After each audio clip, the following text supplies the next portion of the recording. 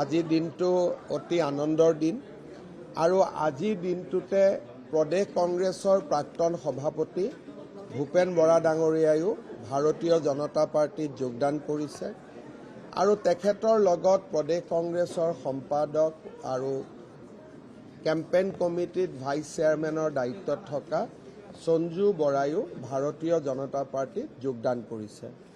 মই ভূপেন বৰা ডাঙৰীয়াক ভাৰতীয় জনতা পাৰ্টিলৈ আদৰণি জনাইছোঁ। আজিৰে পৰা কংগ্ৰেছৰ পৰিচয় সম্পূৰ্ণভাৱে নোহোৱা হ'ল। এতিয়া আমি এজন বিজেপিৰ গৌৰৱী কাৰ্যকৰ্তা হিচাপে বিজেপিক শক্তিশালী কৰিবলৈ, অসম মাতৃ আৰু ভাৰত মাতৃক শক্তিশালী কৰিবলৈ আমি কাম কৰিম। মই ভূপেন বৰা ডাঙৰীয়াক তেওঁৰ নতুন ৰাজনৈতিক জীৱনৰ বহুত বহুত শুভকামনা জনাইছোঁ। কংগ্ৰেছ এৰি আহিছে, তিক্ততা বহুত থাকিব, কিন্তু তথাপিতো যি আমি এৰি আহিলোঁ তিক্ততা বা দুখ বা মান অপমান যি আছিল আজিৰ পৰা আমি পাহৰি গ'লোঁ। আমি ভাৰতীয় জনতা পাৰ্টিত এটা নতুন ৰাজনৈতিক জীৱন আৰম্ভ কৰিম।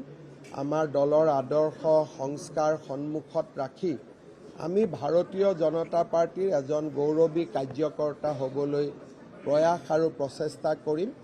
মই ভূপেন বৰা ডাঙৰীয়াক পুনৰ এবাৰ শুভকামনা জনাইছোঁ আৰু আমাৰ ভাৰতীয় জনতা পাৰ্টিৰ পৰিয়াল তেখেতৰ লগত একেলগে থাকিব আৰু পৰিয়ালৰ সদস্য এজনক আমি যি ধৰণে মৰম আৰু সন্মান আৰু যি ধৰণে আত্মীয়তাৰ মনোভাৱেৰে আমি বিজেপিত থাকোঁ, সেই একেই পৰিৱেশ ভূপেন বৰা ডাঙৰীয়ায়ো নিশ্চিতভাৱে লাভ কৰিব।